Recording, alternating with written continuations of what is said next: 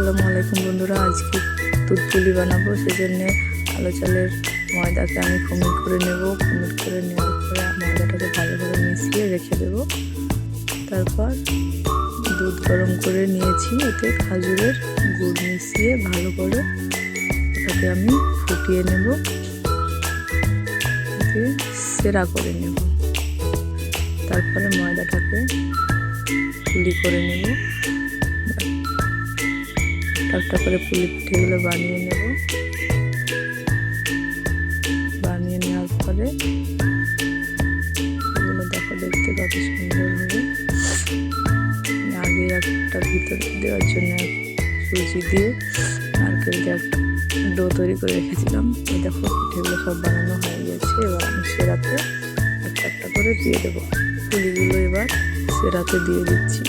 যে দুধ দিয়ে সেরা তৈরি করে রেখেছিলাম, সেই সেরাটাতে দেখো কত সুন্দর লাগছে দেখতে।